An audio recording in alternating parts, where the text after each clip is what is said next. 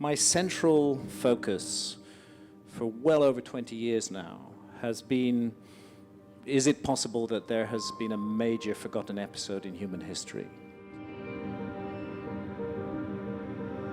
My role has been to offer alternative information on the possibility of a forgotten chapter in the human story. That there was a former high civilization much earlier, and that it was destroyed in some gigantic cataclysm, and that it somehow passed down a legacy which was picked up by these later civilizations.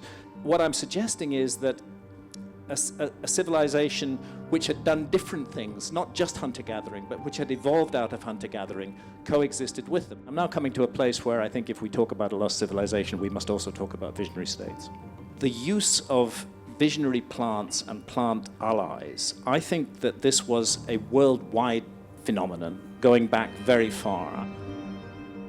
If we are talking about a lost civilization, first of all, we should not imagine that it's us.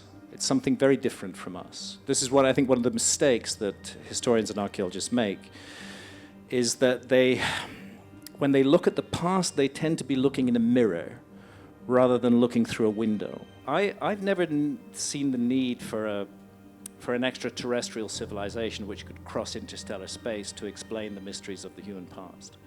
I don't really mind whether they come from Sirius or Alpha Centauri or wherever they are. The issue is consciousness. That's the fundamental issue. And I suspect if there are other physical entities, just as we are physical entities, that they run through the same kind of consciousness problems that we do. The problem of being conscious at all, and you know what that ultimately means.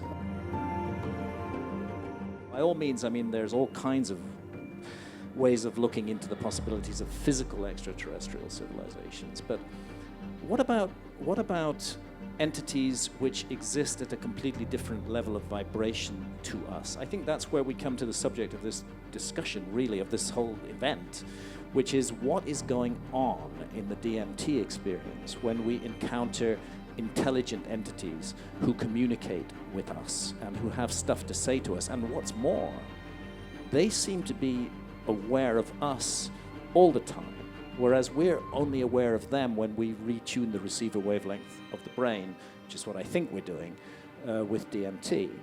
You know, we have string theory positing 10 dimensions of space-time.